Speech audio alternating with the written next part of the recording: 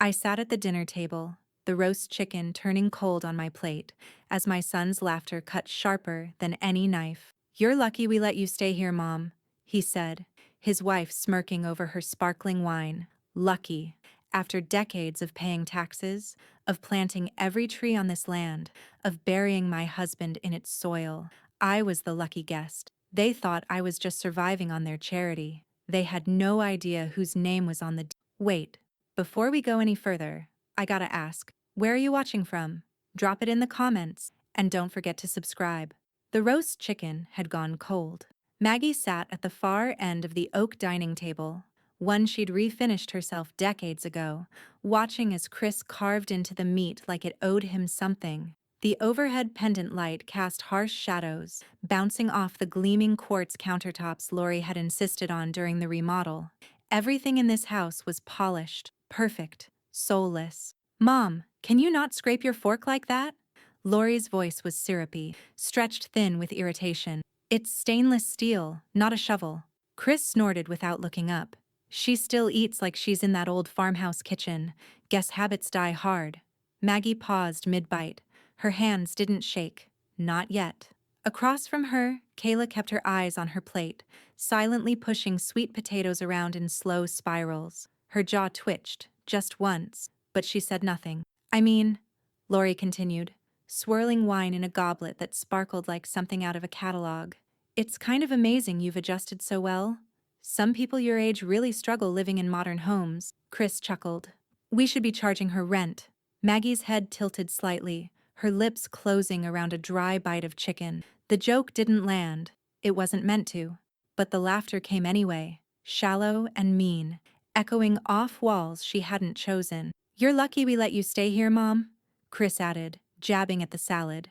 "Most folks your age end up in assisted living. You've got a roof, family, hell, central AC. You hit the jackpot." A small, wet sound cut through the tension. Kayla had dropped her fork. She reached to pick it up without a word, cheeks flushed. Maggie's eyes flicked toward her granddaughter, searching for something. Support, maybe. But the girl quickly busied herself with a napkin. The room pulsed with a silence that felt too loud. Maggie carefully set her fork down, folded her napkin, stood. "You're not done eating," Lori said. Voice clipped.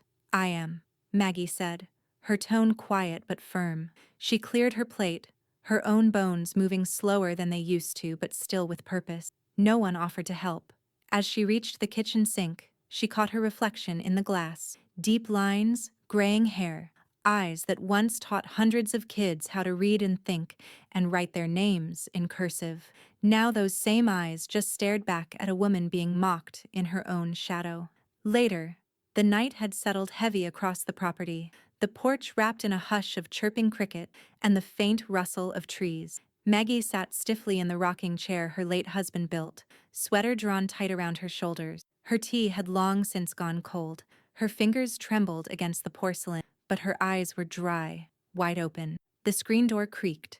Edna stepped out, wrapped in a windbreaker, carrying 2 thermoses. "You look like someone just spit on your Bible," Edna said softly, handing one over. Maggie didn't take it. Her jaw was tight. "They called me a burden." Her voice came low, like a secret she hadn't meant to tell. "Said I was lucky to live on their charity." Edna sank into the second chair. No reaction on her face, just stillness, the kind that came from decades of seeing too much. "They forget," Maggie whispered. "This land was never theirs, not a square inch." The silence crackled. Edna unscrewed her thermos and took a slow sip. Then, without looking at Maggie, she said, "Then remind them." For a long moment neither spoke. The trees rustled like they agreed. Maggie finally looked down at her hands, veined, weathered, capable. Hands that had raised children, buried a husband, taught hundreds of kids how to find their voice. Hands that signed the deed to this very soil. Her voice came out quiet, but laced with something new. Steel. "They want to play cruel?" she said. "Then they've picked the wrong woman to cross." From somewhere inside the house, faint laughter echoed. Chris's voice, muffled, then Lori's sharp reply. Like hyenas feeding off the same kill. Maggie's eyes stayed locked on the dark fields beyond, where the boundary lines were burned into memory like scripture. They didn't know yet, but they would. The attic smelled like cedar and ghosts. Dust motes floated in slanted light as Maggie climbed the narrow pull-down ladder, each step a protest from her knees. She hadn't been up here in years, not since before Harold passed, but her mind knew exactly where to go. She crossed to the trunk in the far corner. The brass latch clicked open with a dry snap. Inside, beneath old Christmas ornaments, Harold's folded navy flag, and a cracked leather photo album, was the manila folder she'd labeled in her own teacher's cursive. Land, deed plus, taxes. She pulled it out like a relic. Back in the farmhouse kitchen, her real home, Maggie laid the folder on the counter. Her hands were steady now. She flipped past old survey maps, yellowing appraisals, and finally found the deed. Her name, Margaret Ellen Lawson, typed in bold under the heading Grantor, Harold Lawson, Grantee, Margaret E. Lawson, parcel size, 6.02 acres, recorded, July 16, 1993. She exhaled through her nose. Not satisfaction. Confirmation. The tax receipts were next, dozens of them, stacked in chronological order, all paid, all under her name. The most recent, paid in full 6 months ago, still bore the faded stamp from the county clerk. Harold had left her everything, and she had maintained it, alone. And Chris, he'd never asked, just built on it like it was his by divine right. Never checked the paperwork, never offered to buy the land or even co-title it. Just assumed, like he always did, that what was hers was his. The front door creaked. Maggie glanced up. Thought I might find you here. Edna stepped in, dusted off her shoes. You look like a woman staring at a battlefield. I am. Maggie slid the folder across the counter. It's all still mine. Edna adjusted her glasses, flipping through the contents with brisk familiarity. Title's clean, no liens, all taxes current. That boy never registered a damn thing in his name. She looked up. You got more power than they think. Maggie nodded once. I'm done being a guest on my own land. Edna tilted her head. Then it's time you met with Sam. Maggie didn't hesitate. Call him. I want it official. Before they so much as plant another hydrangea. Later that evening, the light was fading. The main house, Chris and Laurie's sparkling monument to ego, glowed warmly across the gravel driveway. Maggie stood outside her farmhouse with a mug of chamomile in hand, staring at the silhouette of the structure that now felt like an invasion. The laughter floated over again, clinking glasses, the scent of steak and store-bought candles. Inside, through a window cracked just slightly, voices filtered out. She was rifling through her old crap again, Laurie said, laughing. Probably trying to dig up recipes from the 50s? Chris scoffed. She's bored. Has nothing to do but lurk and judge. You know she asked Kayla if we had permits for the deck? Permits? On our own damn house. Well, Laurie said mockingly, technically it's her land, right? The sarcasm was thick. That's what she told the plumber when he asked about water lines last year. Chris snorted. She says that, but show me where it says that on paper. Kayla's voice broke in, soft but distinct. Maybe you should check. A pause. Then Laurie, ice cold. Whose side are you on? Kayla didn't respond. Maggie stepped back from the window, retreating into shadow. Her heart beat slower now, focused, calm. They hadn't checked. They had no idea what she was about to do. She looked down at her phone and opened her contact. Sam Keller's name was still listed under legal help, Harold. She hadn't needed him in years. She tapped call. As the line rang, the glow from the main house flickered behind her, soft and oblivious. Then Sam answered. Maggie Lawson. Been a while. I need to talk land, she said. And I need to do it quiet. His tone sharpened instantly. Come in Monday morning. Early. I'll have the office clear. She hung up. Across the gravel, Chris and Laurie raised their glasses behind thick glass windows, the picture of comfort and control. Maggie turned back toward the farmhouse. They built their kingdom on the wrong woman's dirt. The sun hadn't risen yet, but Sam Keller's office lights were already on, casting a square glow onto the quiet downtown sidewalk. Maggie stepped out of Edna's Buick, clutching the worn leather folder like a final exam paper. She hadn't slept. She hadn't needed to. Sam opened the door before she knocked. Come on in. Coffee's hot.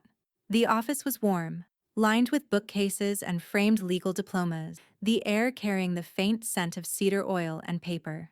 Maggie took a seat across from his desk, setting the folder down without ceremony. He skimmed the deed, nodding slowly, tapping a yellow legal pad as he read. It's all here. Clear title. Sole ownership. Tax records line up. You've kept it immaculate. I was a teacher. Maggie said. I believe in documentation. Sam smiled. And control. Her eyes didn't flinch. Exactly. They worked quietly for the next hour. Sam drafted a land use restriction form, asserting her full rights as property owner and placing limitations on any future construction or modification without her consent. Maggie initialed every clause. He then pulled out a separate file. Now, the will, he said carefully. You sure about this? Maggie didn't hesitate. I want Kayla to inherit everything. The land, what's left of my pension, the house, once I'm gone. Not 1 cent to Chris or Lori. Not even $1?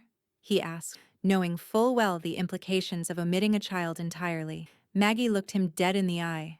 Not even a breath. Sam nodded, typed in silence for a moment, then pushed the printed document across the desk. One more thing. We should revoke any legal authorizations Chris may still have.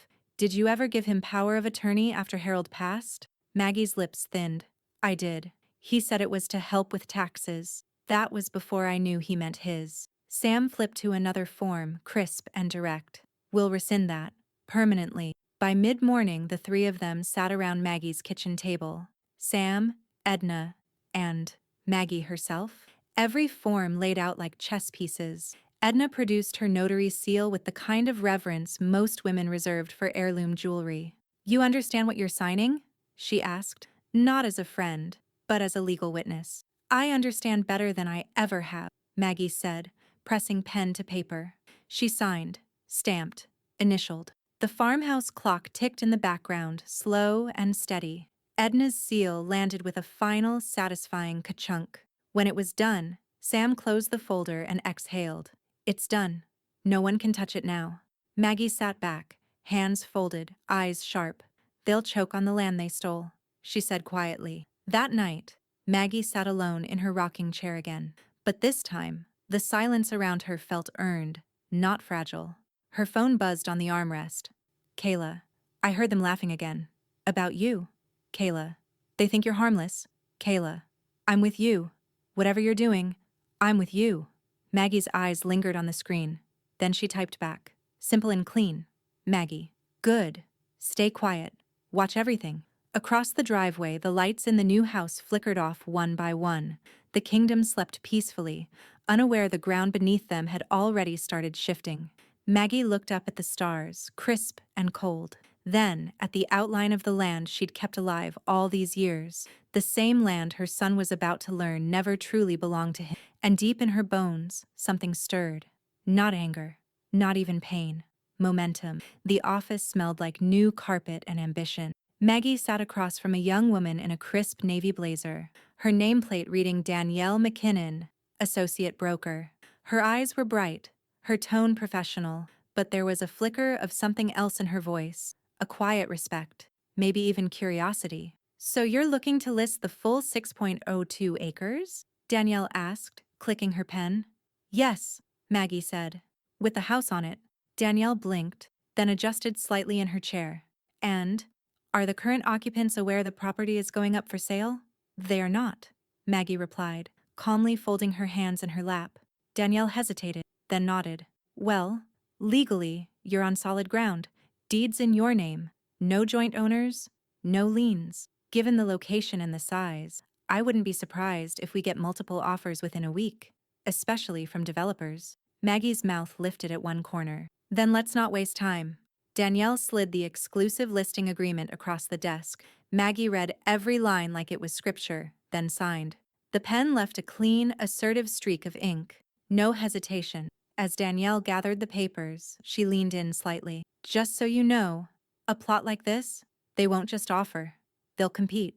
The next morning, Lori sat under a white patio umbrella on the back deck, oversized sunglasses hiding her eyes but not her smugness. This is our forever home, she said to her brunch guests, two other women from her yoga group who laughed in all the right places. Chris is putting in a walk-in steam shower next month.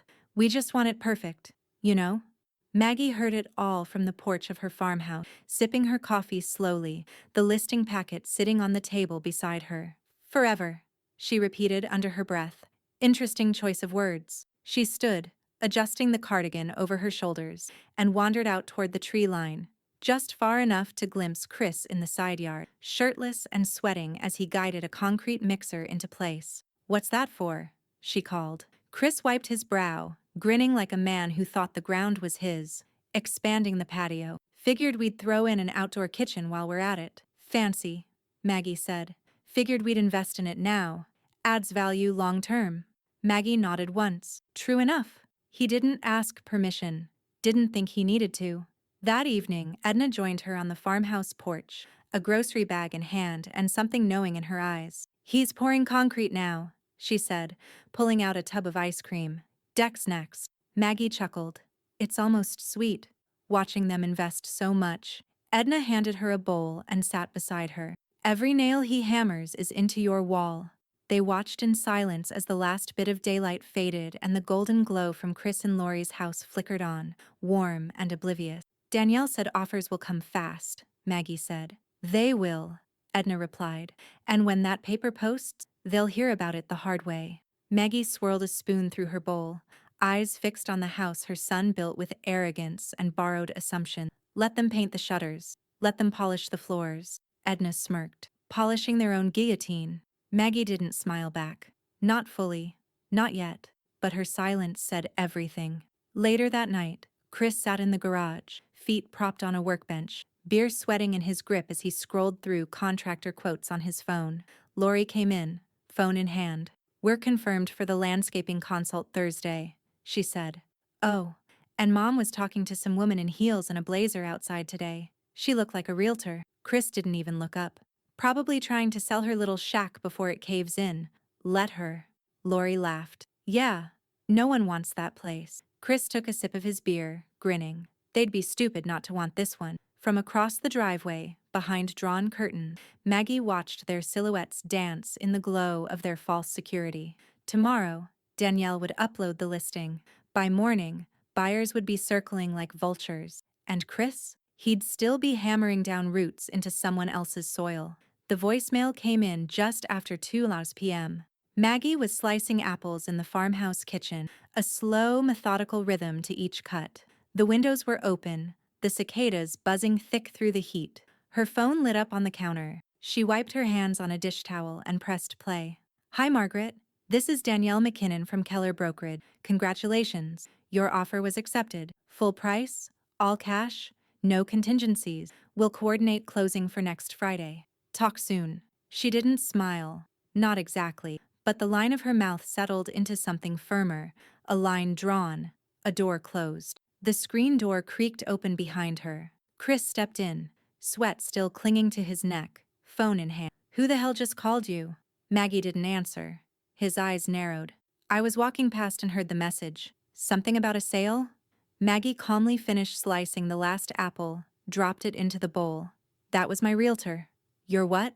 His voice jumped an octave and the muscles in his jaw clenched like they were holding back a punch. "What the hell are you talking about?" "I've sold the land," Maggie said plainly. "It's under contract." The silence that followed was bottomless. Then Chris laughed, a short, stunned bark, as if someone had told him gravity stopped working. "You can't do that."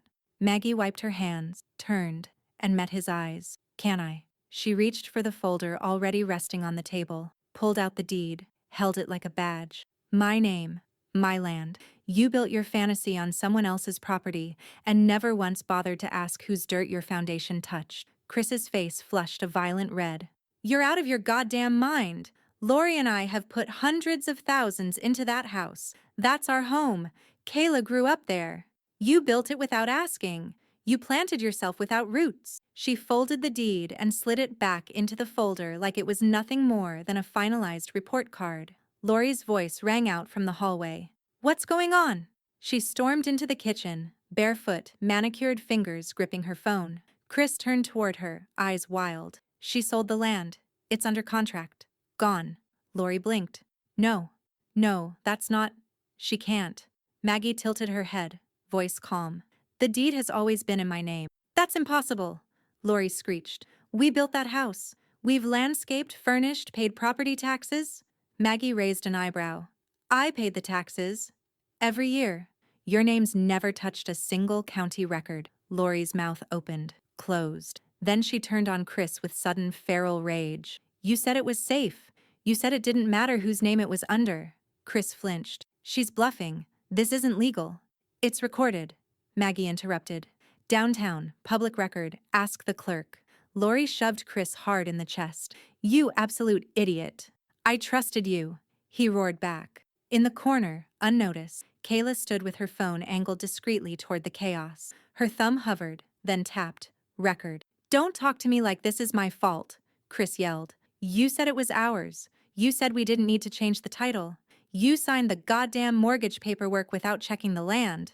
The argument devolved into a flurry of crosstalk, accusations, half-formed threats, the sound of something glass shattering against tile. Kayla didn't move, just kept recording. That evening, Maggie sat with Danielle on the back porch, paperwork in hand. Sunset poured like gold over the pastures. Danielle flipped through a set of specs from the buyer, Wilton Development Group, and cleared her throat. They're planning to demolish existing structures, full rebuild, 3 modern homes, same footprint. Maggie didn't react. They want to bulldoze the house, Danielle said gently. Your sons. Maggie sipped her tea. Good. Let them start clean. Back inside the main house, Chris stared blankly at the fireplace mantel, face pale, while Lori paced like a caged animal. They're not really going to tear it down, she said, breathless. They can't. They wouldn't. From the top of the stairs, Kayla's voice drifted down like a blade. They will. They both looked up. Kayla stood, phone in hand, video still recording. Because it was never yours. The knock came at dawn. Maggie was watering the porch ferns when she saw Chris's truck roll to a halt in the gravel. He got out first, button-down wrinkled, eyes bloodshot.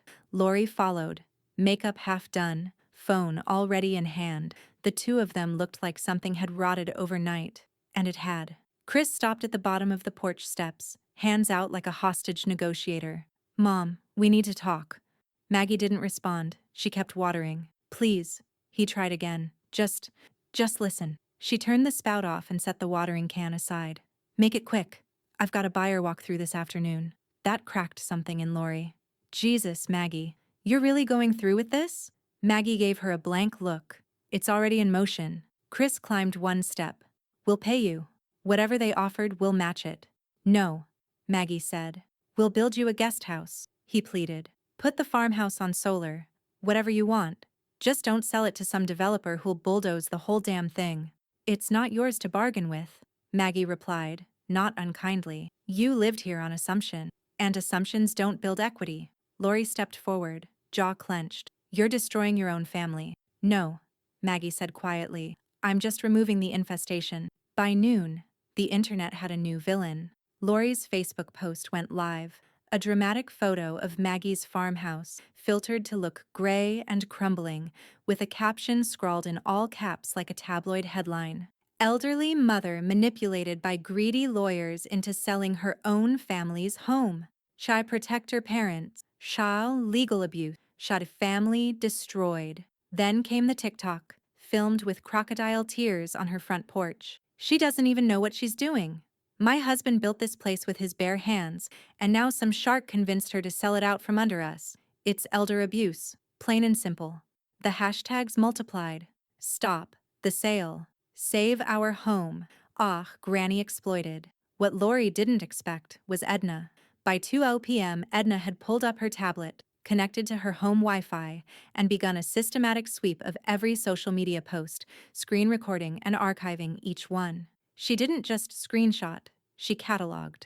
Timestamps, comment threads, IP traces where possible. 35 years in the county clerk's office had made her meticulous, and this wasn't her first rodeo with someone hiding behind sentimentality. These fools are building their own gallows, she muttered, saving another post to her cloud drive. At Sam Keller's office, Maggie sat across from him, calm as always. They're claiming manipulation now, Sam said, flipping through a printout. This one says you're mentally unfit. Another says I pressured you. You didn't, Maggie replied. I know, Sam said. More importantly, you know. And so will the judge.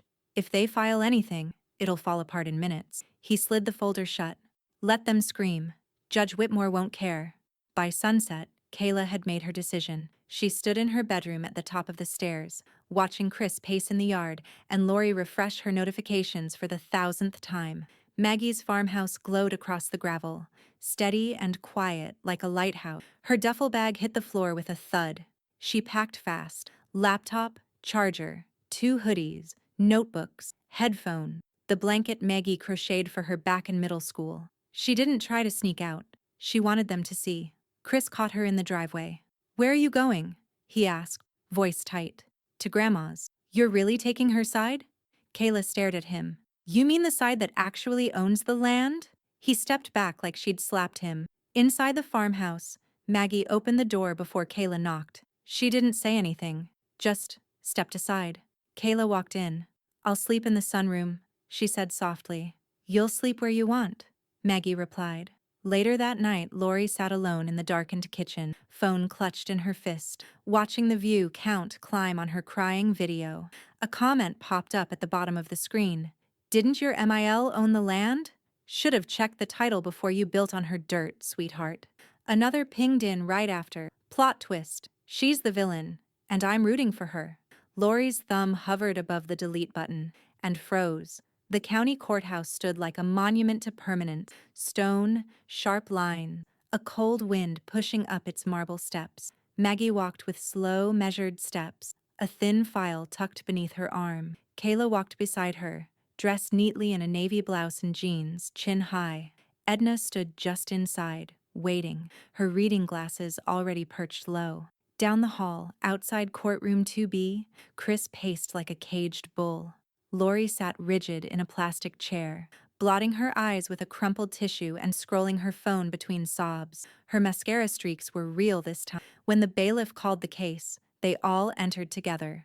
The courtroom was half full, just enough to hum with tension. At the bench sat Judge Dorothy Whitmore, gray-haired, steel-eyed, and already irritated. She adjusted her glasses. "This is the Lawson matter. Petition for an injunction against a pending property sale. Let's move quickly.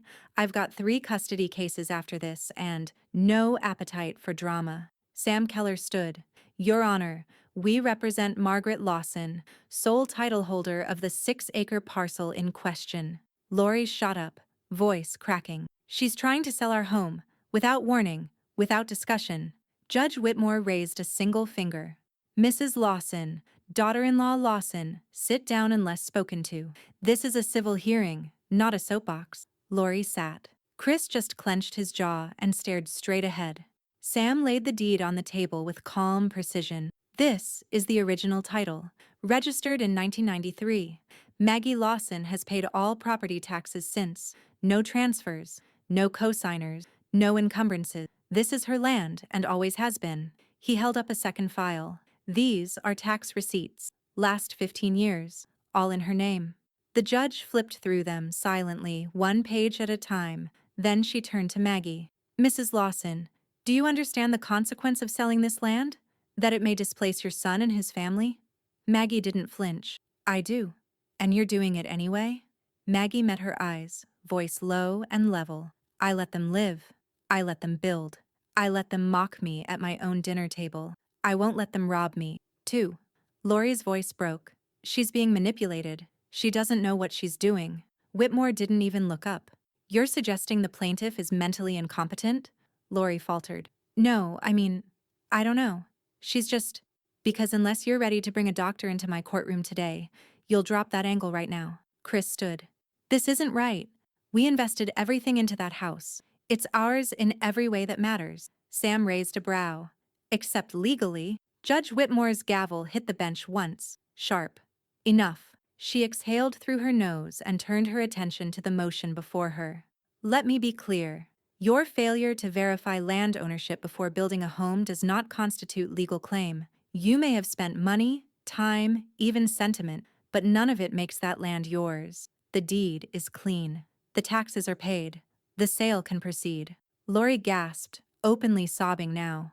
"You're letting her take our lives from us." Whitmore leaned forward. "I'm not letting her do anything. She already owns it. You're not victims of fraud. You're victims of your own arrogance." She slammed the gavel again. "Motion denied." Sam smiled faintly, collecting his files. Kayla let out a breath she hadn't realized she was holding. As the bailiff dismissed the room, Chris turned to Maggie in disbelief. "You really don't care, do you? You're going to let them bulldoze everything? Maggie stepped closer, eyes still sharp but calm. I cared for 40 years. About all of you. Now I care about peace, and I'll tear down whatever threatens it. Outside in the hallway, Edna handed Maggie a paper cup of water.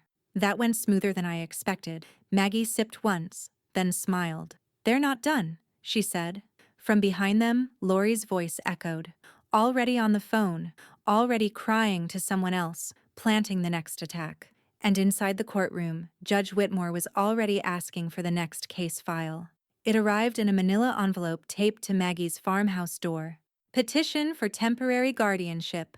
Margaret Lawson. Filed by Christopher James Lawson. Grounds: diminished mental capacity, vulnerability to external manipulation, estate decisions made under duress. Maggie didn't blink as she read. She simply peeled the tape off slowly, folded the papers neatly, and set them on the kitchen table beside her coffee. Cowards file things when they've already lost, she murmured. Edna arrived 10 minutes later, breath puffing from the brisk morning walk. She took one look at the packet and muttered, "Oh, these bastards are really swinging blind now."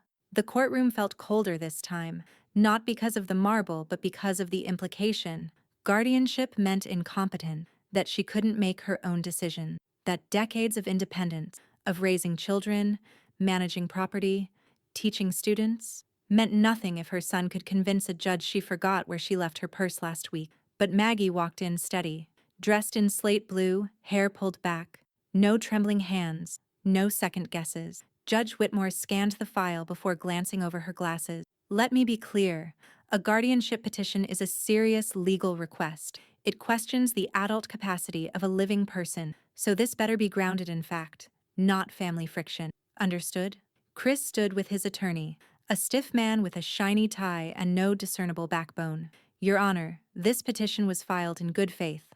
My mother's recent behavior has been erratic, and she's made hasty financial decisions under the influence of individuals who don't have her best interests at heart. Such as? Whitmore asked. Well, Chris hedged. She sold our family land to developers, without even consulting us. That's her legal right, Whitmore replied flatly. Continue. We believe she's being exploited by an old friend and a private lawyer. The financial paper trail is concerning. Sam Keller stood, calm as a glacier. Your Honor, if the petitioner is implying I've manipulated my client, I'm happy to submit 32 years of Bar Association records and every ethics review I've passed. Whitmore waved him on. We're not there yet. Ms. Lawson, have you undergone evaluation as requested? Maggie rose. Yes, ma'am. Full neurological and psychological panel. Results are in your folder. The judge flipped through it. Cognitive function well above average for age group. No signs of dementia. Judgment intact. Emotional stability high. She looked up. Unit? Maggie smiled. 3 Afghans this year. Whitmore nodded. Impressive. Chris looked like a balloon leaking slowly at the seams. Then Kayla stood. May I speak? The judge gestured to the witness stand. Kayla walked there on her own, hands clasped in front of her. Voice steady. I live with my grandmother now. I moved out of my parents' house after watching them belittle her for months. My mom filmed fake crying videos and posted them online. My dad said she was lucky to have a roof at all. She's not confused, Your Honor? They are. She turned her gaze toward Chris, sharp and level. She's the clearest-minded person I know. The courtroom sat still for a beat too long. Then Judge Whitmore closed the file. This petition is denied. Chris's mouth opened. The judge didn't let him speak. You filed a guardianship claim based on wounded pride. You wasted this court's time and resources. If you try this again without cause, you'll be sanctioned. Sam leaned over to Maggie. That's a first. I've never seen her that blunt. Outside the courtroom, Chris stormed past them without a word. Lori was already in the parking lot, pacing and barking into her phone, probably mid-interview for her next self-pity reel. Maggie stepped into the sunlight like she'd stepped out of a storm. Edna caught up beside her, pulling her scarf tighter against the breeze. One more strike, she said, squinting toward the horizon, and they're done. Maggie didn't look back. They're already done. They just haven't hit the ground yet. From her purse, her phone buzzed. New voicemail, Wilton Development Group. Subject, final closing date. The county sheriff's cruiser rolled up the gravel driveway just after 8 a.m., tires crunching against the earth like a warning bell. A few crows scattered from the trees overhead. The autumn air was cool, brittle. Maggie stood on her porch, arms folded, watching it all like a woman who'd already seen the ending. Deputy Harlan stepped out, clipboard in hand. He was polite, professional, and all business. "Mornin', Miss Lawson." Maggie nodded. "Is it time?" Harlan removed the folded notice from his clipboard, sealed in a plastic sleeve. 30 days from today. Officially posted. He tipped his hat, walked across the driveway, and taped the eviction notice to the front porch post of Chris and Lori's house. No longer a home, just a structure. Borrowed and now recalled. Lori burst through the front door barefoot, still in her robe. "What the hell is this?" Harlan didn't flinch. "Official order. You've got 30 days to vacate the premises." "This is our house," she shrieked, yanking the paper down and crumpling it. "You can't evict people from their own damn home." Chris appeared behind her, face pale and silent. Maggie didn't move from her porch. "You knew this was coming," she said calmly. Chris stepped forward. "Mom, please. We're begging you. You don't have to do this." Maggie's voice was steady as stone. "I already did." Lori turned to Chris, wild-eyed. "Do something." Chris just stood there, crushed under the weight of a mistake he'd poured concrete over. By noon, half the neighborhood had seen the footage. Kayla had stood quietly beside the mailbox as the deputy posted the notice. She didn't speak, just lifted her phone and recorded. Lori screaming, Chris pleading, Maggie unmoved, a statue on the porch. No editing, no hashtags, just raw footage. She posted it to TikTok with a single caption, "Entitlement meets consequences." The video exploded. 12 hours later, 1.7 million views. Comments flooded in like a tide of justice. "You build on land you don't own? That's a you problem." "Maggie's my new hero." "Where's the GoFundMe for her cardigan collection?" Local reporters started circling. Danielle from the brokerage even called Maggie that night. "You're trending. Congratulations, I think." But the real bombshell hadn't dropped yet. 2 days later, Sam Keller showed up at the farmhouse with a thick envelope in hand and a look on his face that Maggie hadn't seen before. Something darker than triumph, more surgical. "You need to see this," he said, sitting at her kitchen table. Inside the envelope, a flagged loan application from 3 years ago. Attached, a forged signature. "Lori tried to refinance the main house with a second mortgage," Sam explained. "She didn't have the land, but she needed collateral. So she forged your name on the paperwork to make it look like you had agreed to the valuation." Maggie's eyes narrowed. "Which bank?" "Southern First. They flagged it during our title closure review. It didn't match your signature. They're pressing charges." Maggie leaned back slowly. "Mortgage fraud?" "Felony." Outside, wind stirred the maple trees, shaking loose a swirl of golden leaves. Lori was arrested on a Thursday morning. The same deputy, Harlan, cuffed her on her front lawn. She wore designer sneakers, a distressed hoodie, and a look of utter disbelief as he read her Miranda rights. Kayla stood by the fence, recording again. No sound this time, just video, no need for commentary. Chris yelled, "There's been a mistake!" But no one believed him anymore. Neighbors stood at their windows. A few stepped out onto their porches. One man clapped, slow and sardonic. Another just whispered, "About damn time." That night, Maggie sat with Edna on the porch, tea in hand, the stars crisp overhead. "She forged my name," Maggie said, voice low. "She tried to steal what you built," Edna replied. Maggie didn't smile, but something in her chest loosened, like the final stone had been dislodged from a collapsed well. The farmhouse light glowed behind her, safe, steady, hers. And across the gravel, the other house stood silent, like a mausoleum to arrogance. Southern First Bank released its statement to the district attorney's office at exactly 9:03 a.m. The signature on the 2022 refinance documents did not match Margaret Lawson's authenticated record. No video verification, no physical presence, a clear act of forgery, federal statute, mortgage fraud, Class C felony. By 10:15, the warrant was signed. By 11 cars, Deputy Harlan was already back in the gravel driveway. Lori barely got to the front porch before the cuffs clicked shut. "This is harassment," she hissed. "You're humiliating me in front of my neighbors." Deputy Harlan, unbothered, recited her Miranda rights with the monotone of a man who'd recited them too many times that week. You have the right to remain silent. A dozen phones recorded from behind fences, through screen doors, over hedges. Maggie didn't film it. She stood on her porch with her arms folded across her chest and said nothing. Not a smirk. Not a word. Not a breath wasted on the woman who once laughed at her for using outdated china and said the farmhouse smelled like mothballs. Lori's shrieking only stopped when the cruiser door slammed shut behind her. Chris didn't leave the house that day. The news hit local Facebook groups by noon, and by 3 p.m. he'd been removed from the HOA group chat, blocked by 3 neighbors, and unfriended by someone named Deborah Kay from Pilates. One post read, "Wonder what he'll build next. Maybe a jail cell on land he doesn't own."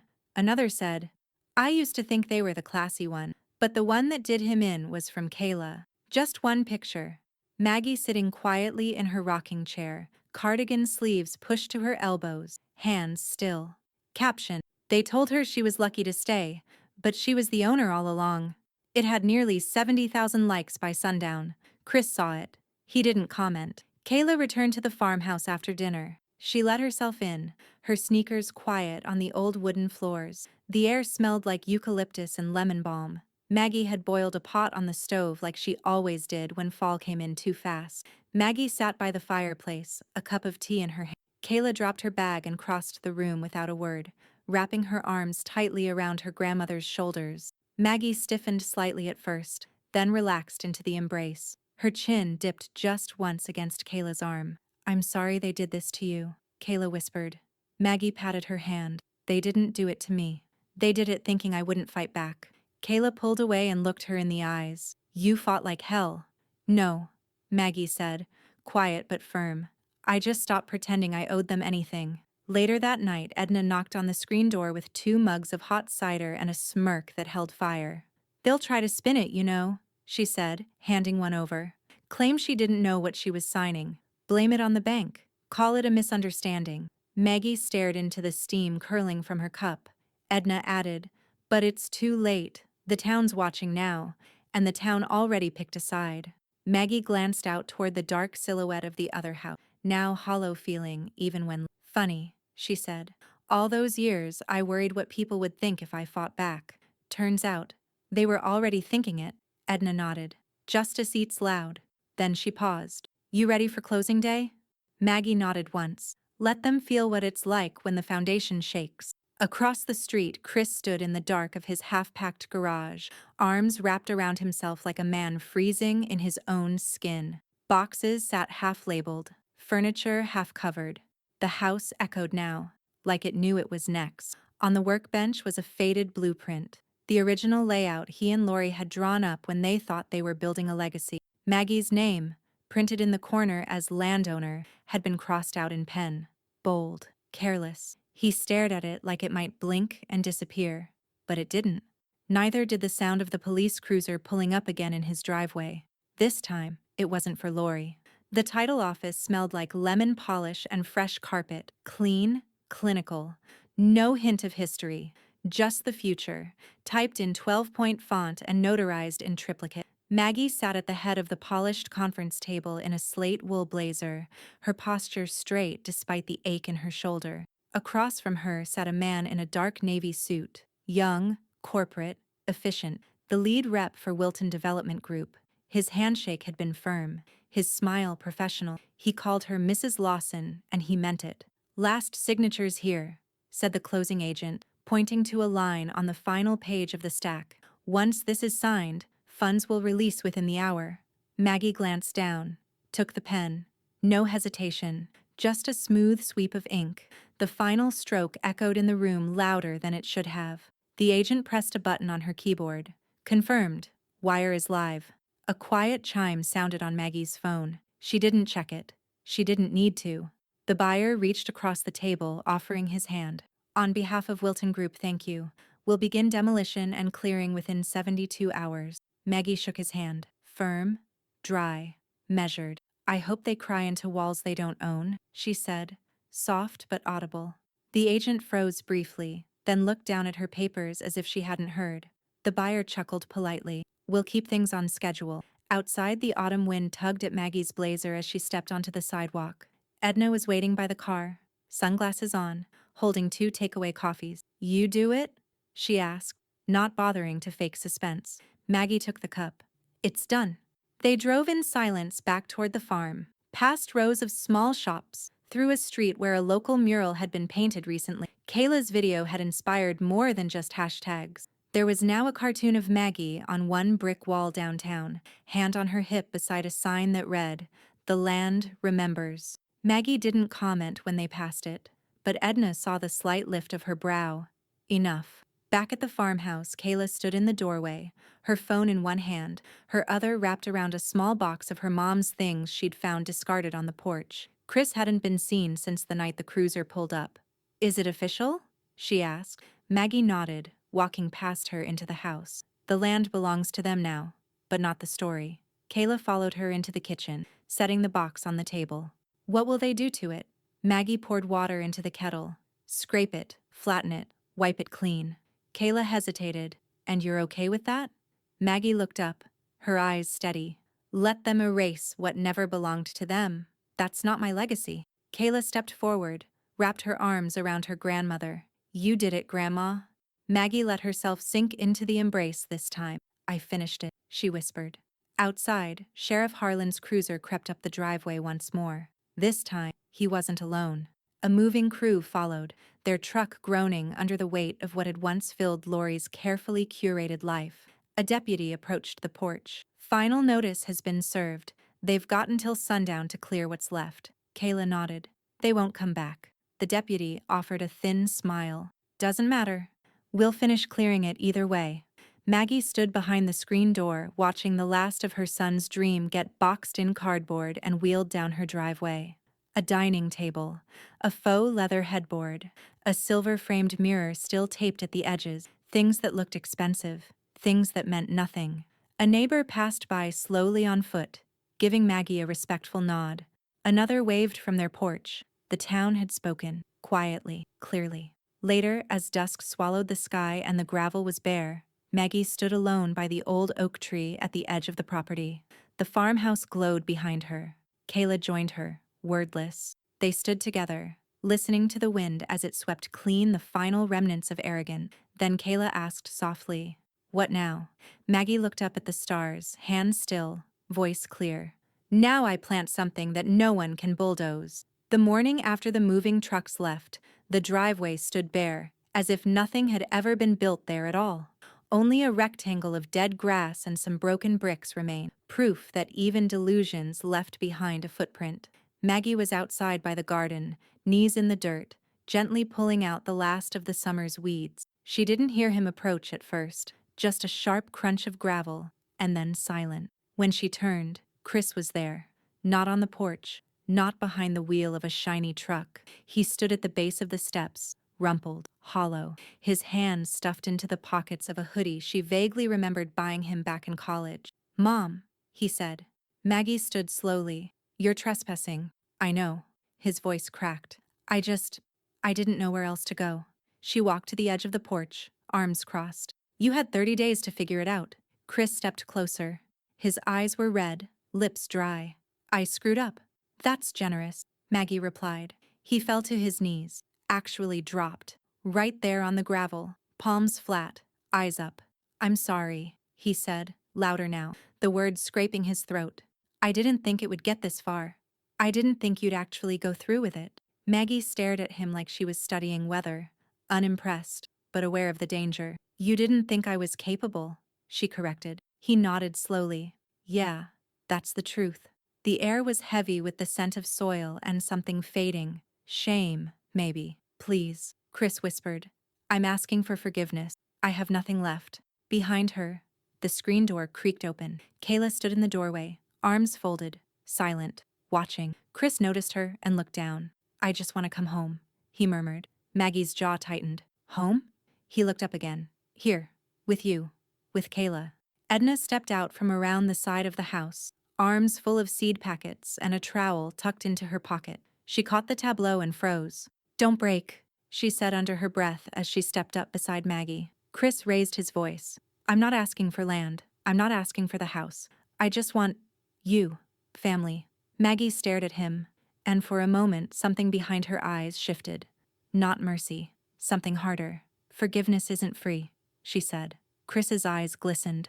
I'll earn it. She shook her head. No, you already spent it. Every time you told me I was a burden. Every time you watched Lori humiliate me. Every time you let entitlement speak louder than love. He reached for her ankle like a child begging not to be left at school. Please. Maggie stepped back. You lost your mother when you tried to steal her name, she said. You don't get her back now just because the world found out. Chris stayed kneeling. Maggie turned her back. I meant what I said, she added. Don't come back here. She walked past Edna and Kayla, through the screen door and into the house. Kayla hesitated, her fingers curled slightly around the doorframe. Chris looked up at her, eyes pleading. Kayla, she didn't say a word, just stepped back inside and let the screen door fall shut behind her with a snap. Outside, Chris stayed frozen in place, dirt on his knees, wind kicking dust into the air around him. Edna watched him a moment longer, then shook her head. Pride looks different when it's on its knees. She turned and followed Maggie and Kayla into the house. Chris stood slowly, brushed his hands on his jeans, and looked around at the bare property. His voice cracked as he muttered, not loud enough for anyone to hear. You'll regret this. But no one answered. And this time, no one was filming. The sun was barely up when the moving crew returned, this time flanked by 2 deputies and a locksmith. Chris stood inside the empty shell of the house, his hands buried in his pocket, watching his life get unbolted and boxed. One of the movers removed a mounted TV with surgical indifference. Another wrapped the leather sectional in plastic like a cadaver. Outside, neighbors gathered at a distance, quiet, arms crossed, phones out. They didn't cheer. They didn't jeer. They just watched, like the final scene of a play they'd all seen coming. On the far side of the gravel drive, Maggie stood on her porch, shawl wrapped around her shoulders, Kayla beside her holding a thermos and her phone. The front door creaked open as a deputy stepped out carrying a box of papers. We're down to the last room, he called. Chris followed behind him, defeated. He looked thinner, smaller, like he'd been edited down to half the man he thought he was. Maggie didn't move. Lori wasn't there. Her bail conditions barred her from being within 300 feet of the property, but her name still echoed in the neighborhood's whispers. She's not allowed back? One neighbor asked, hushed. Bail terms, fraud case, another murmured. Good. About time karma put on boots. The last piece of furniture, a white lacquered desk from Lori's home office, was loaded into the truck. Kayla stepped forward, phone raised, camera steady. The lens captured the final box being sealed. The movers pulling the ramp shut, the truck's engine sputtering to life. She said nothing as she filmed. She didn't need to. The image of an empty driveway said more than any caption could. Maggie stood still, watching the taillights vanish beyond the bend. She turned to Kayla. Land teaches lessons. Kayla nodded once. Some people never wanted to learn. Later that afternoon, a truck bearing Wilton Development Group branding rolled onto the property. Out jumped 3 men in hard hats and reflective vests. One walked the perimeter with a clipboard, marking spray line. Another began taking photos of the structure from every angle. A small bulldozer arrived on a flatbed behind them. Chris's dream, his marble countertops, his vaulted ceilings, his smart thermostat, was now prepped for demolition. Not repurposed, not sold, erased. By sunset, Maggie sat with Sam Keller in the farmhouse kitchen, the contract folder open between them. This is the irrevocable version, he said, tapping the top page. No alterations, no clawbacks, no contestation. The funds are in escrow now, and the trust will activate as soon as you sign. Maggie adjusted her glasses and looked at the heading.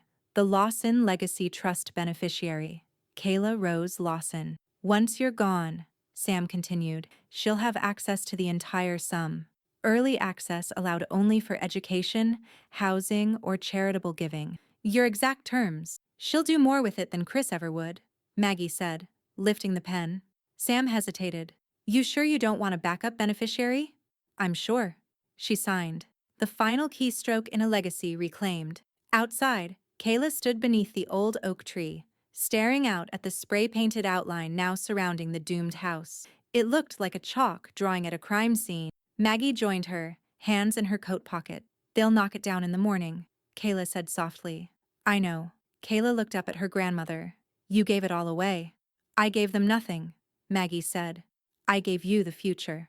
From the edge of the woods, just out of sight, a pair of headlights flickered. An engine idled in the dark. Someone watched the house as the last golden light slipped beneath the tree line. Chris, still there, still watching what he'd lost. And in his lap, a set of blueprints. Not for a house, for something else. The pen glided across the final line of the trust supplement with the same quiet certainty that had carried Maggie through every storm of the past year. Sam Keller sat across from her in the farmhouse kitchen again, this time without folders piled high or furrowed brows, just 2 mugs of tea between them and a single binder labeled Lawson Legacy Trust, Amendment A. All signatures complete, Sam said, closing the binder with a soft click. You've made it airtight, ironclad. Maggie nodded. Good. He glanced up. You want me to notify Kayla? No, Maggie said. I will. She found Kayla in the sunroom, cross-legged on the rug, her laptop open but untouched. The light was warm through the windows, and the air smelled faintly of lemon balm from Maggie's simmering pot. Maggie held out the binder. Kayla took it without speaking, flipping it open slowly. Her fingers traced the printed name on the beneficiary page. Hers. Centered. Bold. I don't understand, she said, her voice catching. Maggie sat beside her. You don't have to, she said gently. Just know it's yours. Every cent left from the sale. In trust. Protected. Meant for when you need it. Not when others try to take it. Kayla's breath hitched. She wiped her face. But the tears came anyway. Heavy. Quiet. Real. I don't deserve this, she whispered. You do, Maggie said, placing a hand over hers.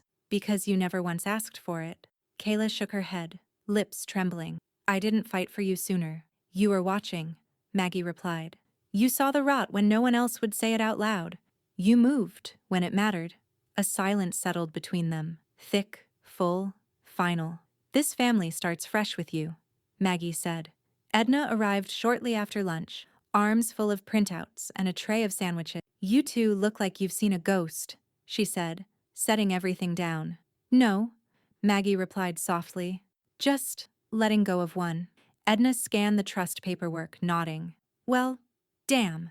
If that's not a blueprint for generational dignity, I don't know what is. She sank into the chair beside them, pulling her glasses down to the tip of her nose. Land's gone, she said.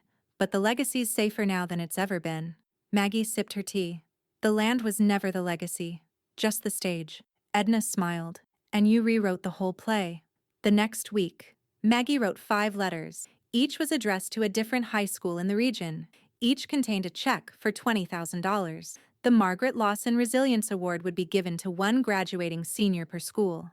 No GPA requirement, no essays, just a nomination from a teacher describing a student who had been through hell and kept going. No spotlight, no ceremony, just quiet help. The local paper caught wind of it anyway. Danielle from the brokerage tipped them off. A week later, Maggie's face, wrinkled, dignified, slightly annoyed, appeared on the front page above the fold. Widow of land dispute donates $100,000 to area youth. Below that, a pull quote from the interview she hadn't wanted to give. If I can't plant roots in soil anymore, I'll plant them in people. In town, at the grocery store, the diner, the library, people greeted her differently now. Not with awkward avoidance or pity, but with nods, with respect. Even the mayor called to offer a plaque. Maggie declined. I'm not a statue, she said. I'm not done yet. That night, Kayla came downstairs after dinner to find her grandmother sitting in the living room, knitting something soft and deep red. More Afghans? Kayla asked, leaning against the doorframe. No, Maggie said. Scarves. I thought I'd send some with the scholarship letters. Kayla smiled, blinking fast. You're going to make them cry. Good, Maggie said. Maybe it'll keep them warm. They both laughed, the sound easier now, lighter. Outside, the Wilton bulldozer sat quiet and idle under the moonlight. Tomorrow, demolition would begin.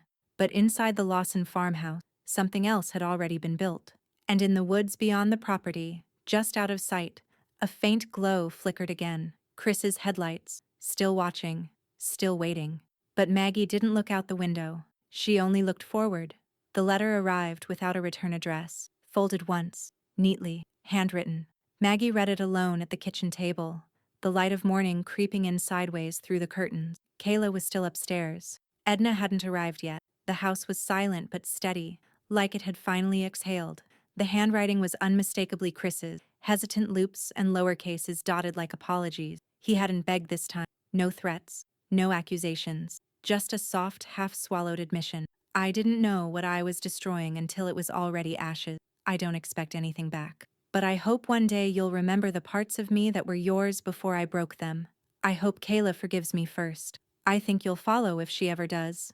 Maggie folded the letter slowly. She didn't cry. She didn't smile. She walked outside to the garden, knelt down by the compost barrel and struck a match. The flame took quickly. Paper curled. Ink vanished. Wind carried the last of it into the sky. Some things didn't deserve a drawer. That evening, Maggie laid out the real china, not the everyday plates, not the scratched silverware from drawers long neglected. The good stuff, floral-rimmed porcelain she hadn't touched since Harold's funeral. Edna had dusted off the place settings and brought a bottle of wine. Kayla arranged the cloth napkins into little folds shaped like leaves. The roast stayed warm in the oven. The rolls were soft and buttered. There were 3 chairs, 3 plates, 3 glasses. No interruptions, no tension, only warmth, only chosen family. I don't remember the last time we sat like this, Kayla said, passing the carrots. Edna chuckled. Probably when you were 8 and knocked over the gravy boat pretending it was a canoe. I did not, Kayla protested. Maggie smirked. It capsized dramatically. Your mother blamed me. Of course she did, Edna said. You owned the gravy boat. They laughed. Real laughter. Nothing forced. No knives behind teeth. Just the kind of sound that could live inside a home and soften the corners of the walls. Later, as dusk rolled in golden and slow, Maggie stepped out onto the porch with her wine glass in hand. She raised it, just high enough that the sunset caught in its rim like flame on water. Kayla and Edna followed suit. To soil, Maggie said, that no one can steal. They clinked their glasses gently. Behind them, the house glowed with lamplight and peace. Ahead, the field stretched wide, stripped bare but waiting, ready for anything, even joy. The bulldozers had done their work that morning. All that remained across the drive was flattened dirt and a stack of salvaged timber. No walls, no granite countertops, no lies pretending to be permanent. Maggie didn't watch them tear it down, but Kayla did. Are you going to plant something there? She asked, quiet now beside her on the porch. No, Maggie replied. Let the land rest. Let it breathe. Kayla nodded, settling beside her, shoulder to shoulder. Edna sat rocking slowly in the corner, a half-finished scarf in her lap. None of them spoke for a long time. The horizon burned orange. The sky was streaked in lavender. A single bird flew low, heading toward the trees. Maggie took one last sip from her glass, then set it down on the railing. They said I was lucky to stay, she said, voice low but unshakable. But I was the owner all along. Her eyes scanned the empty field, then the quiet house, then the faces beside her. And now, only I decide who stays.